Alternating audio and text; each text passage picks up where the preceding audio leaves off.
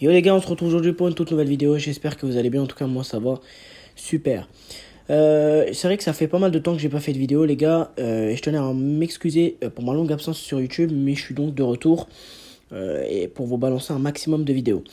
Je tiens à apporter également toutes mes condoléances et tout mon soutien au Maroc. En tant que Marocain, moi-même, ma famille j'ai été impacté parce que ma famille a été impactée au Maroc par le tremblement de terre.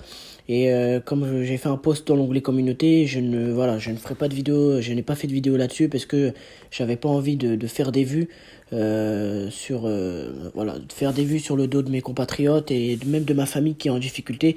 Donc j'avais pas envie de me servir de ça pour pouvoir gagner des vues sur YouTube, ça ne m'intéresse pas du tout. Donc voilà les gars, si vous avez les moyens, si vous avez bien évidemment les moyens, n'hésitez pas à faire des dons.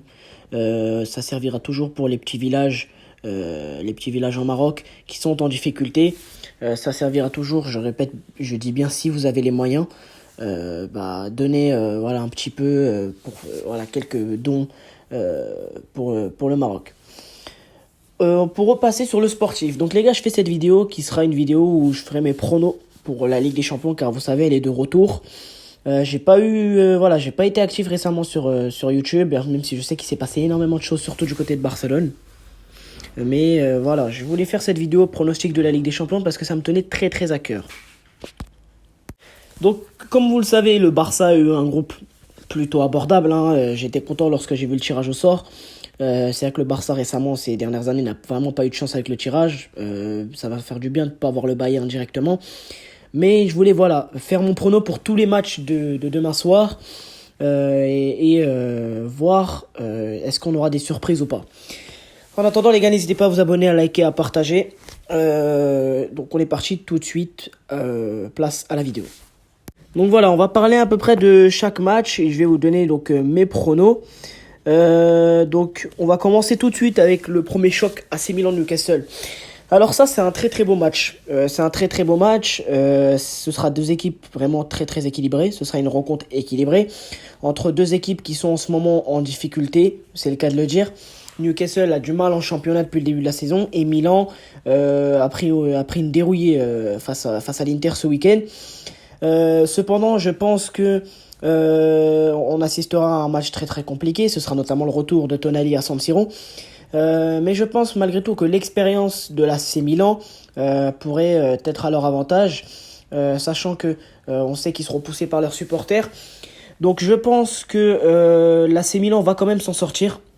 Le Milan va quand même s'en sortir, sachant que voilà, ils ont quand même Raphaël Leao, ils ont Giroud, mais moi, par rapport au Milan, ce qui serait plutôt inquiétant, ce sera au milieu de terrain. Ils ont perdu Tonali, ils ont perdu Brahim Diaz, et ils ne les ont pas remplacés comme ils les ont remplacés, comme ils devaient les remplacer. Certes, ils ont été chercher Loftus-Cheek, ils ont été chercher Pulisic et Chukwueze, mais pour moi, ça ne suffit pas. Il aurait fallu ramener au moins un très très bon milieu de terrain du côté du Milan, et c'est pas ce qui a été effectué. Pour Newcastle, alors Newcastle, bien évidemment, ils se sont renforcés avec Tonali. Ils ont Guimarães, Joelinton. Devant, il y a Isaac. La défense, c'est un peu ce qui les met en difficulté cette saison, contrairement à l'année dernière, où c'était pour moi la meilleure défense du championnat, avec City, bien évidemment. Mais c'est vrai que Newcastle a beaucoup de mal en ce début de saison, et je pense que ça pourrait leur faire défaut en Ligue des Champions. Donc, je vais partir sur un succès du Milan 2-1, je vois les deux équipes marquées, mais je pense que l'expérience du Milan AC, notamment avec leur demi-finale l'année dernière, je pense que ça pourra faire la différence et je vois bien Raphaël Leao en feu demain soir. Donc je pars sur une victoire du Milan 2-1.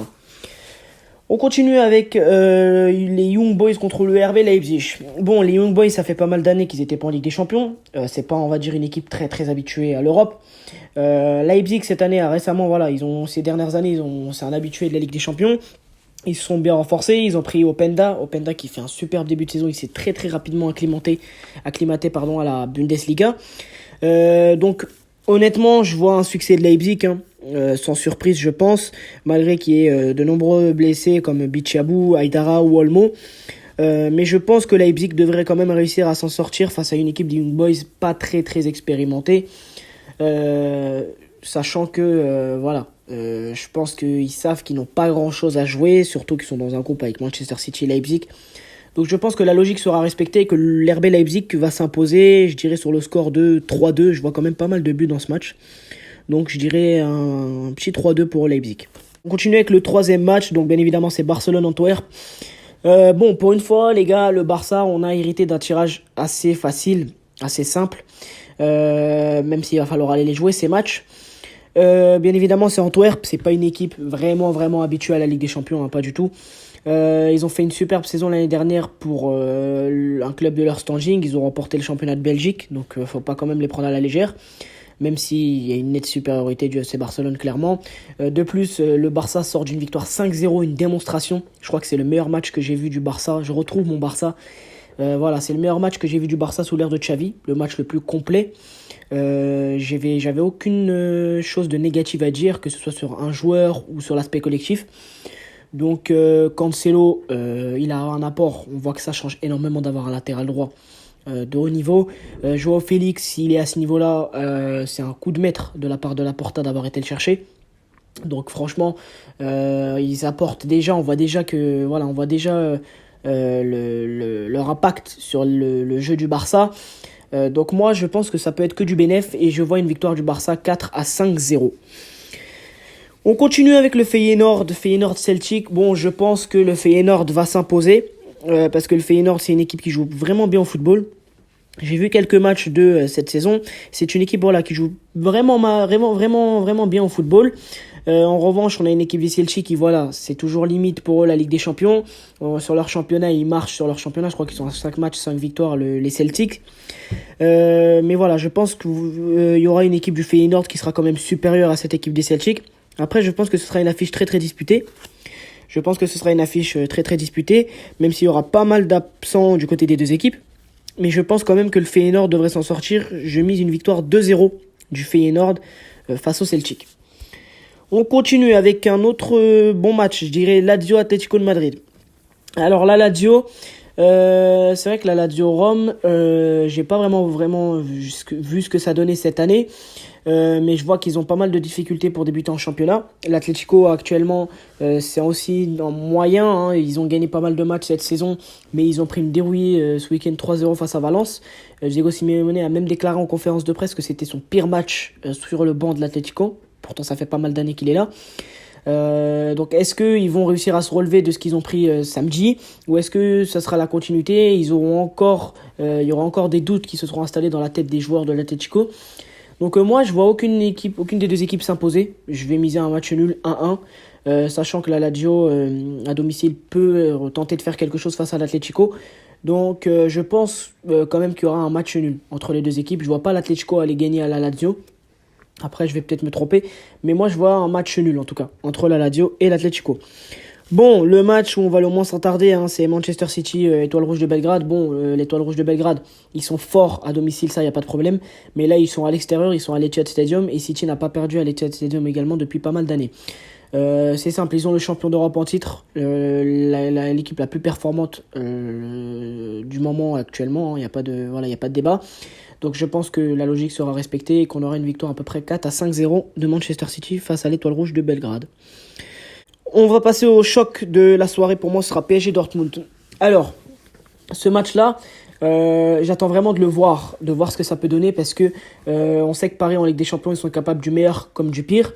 Ils ont eu des difficultés ce week-end face à Nice, avec un Mofi qui leur a fait très mal. Les secteurs qui sont un peu limite, bien évidemment au PSG, c'est pas du tout l'attaque, c'est la défense et le milieu. Le milieu de terrain, c'est limite lorsqu'il n'y a pas Manuel Ugarte, lorsque Vitinha ne se gère pas. On voit que le PSG au milieu de terrain, ça peut devenir très compliqué. Il y a le jeune Zaïre Emery qui ne se repose pas. Il joue énormément pour son âge, et on voit qu'il ne se repose pas. Il a joué avec les espoirs. Donc il a encore joué avec les espoirs où il avait été convoqué par Thierry Henry. C'est vrai que c'est un joueur qui très jeune, il se repose pas. Donc au milieu de terrain, il y a Carlos Soler et Fabien Ruiz, mais pour moi, ils n'ont rien à faire au PSG. Ils n'ont pas le niveau. Carlos Soler n'a pas le niveau pour jouer de tels matchs comme celui de demain soir avec le PSG, je suis désolé. Ils ont laissé partir Verratti, peut-être qu'ils ils ont pris cette décision peut-être un peu trop tôt. Je pense que ça aurait toujours été mieux d'avoir Verratti que Carlos Soler, ça c'est une évidence. Du côté de l'attaque, bon, s'il y a un Dembélé qui se gère, bon, ça pourra peut-être faire la différence. N'oublions pas qu'il y a Mbappé, qu'il y a Kolo Muani. Gonzalo Ramos. Et défensivement, Skriniar, Danilo, c'est pas vraiment assez rapide. Je pense que Lucas Hernandez doit jouer défenseur central et pas latéral gauche. Je sais que quand il y aura Nuno Mendes de retour, Hernandez passera central, mais Skriniar, il a eu vraiment beaucoup de difficultés face à Nice vendredi soir. Donc je pense que y aura une charnière alignée, ce sera Skriniar, Danilo. Danilo fait son taf en défense. Skriniar, c'est beaucoup plus compliqué. Je pense que lorsque Mendes reviendra, on aura une défense Mendes, Danilo, Hernandez et Hakimi.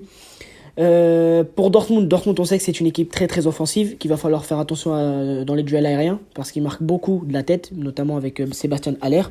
C'est une équipe qui se projette très rapidement, malgré qu'on l'a décrit comme l'équipe la plus faible du groupe. On sait que dans ce groupe, tout le monde peut se qualifier.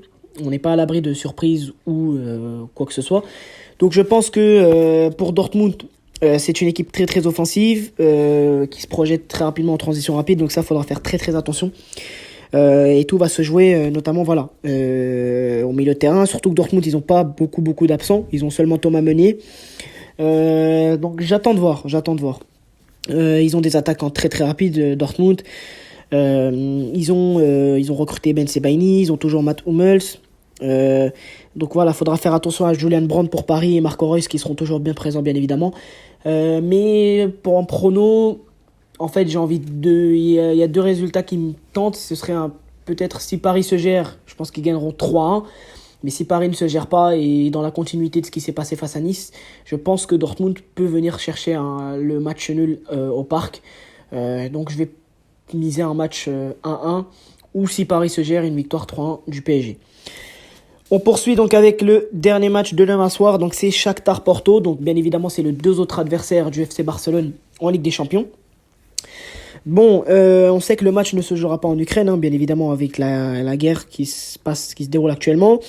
Le match va se jouer à Hambourg, donc ce sera sur un terrain neutre. Mais je pense que le FC Porto est supérieur, même si on sait que le Shakhtar est quand même capable de belles choses en Ligue des Champions. Ils l'ont montré face au Real Madrid ces dernières années.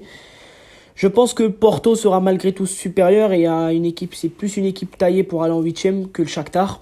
Donc je pense que le FC Porto ils vont aller chercher leur qualification. Je vais miser une victoire 2-1 de Porto.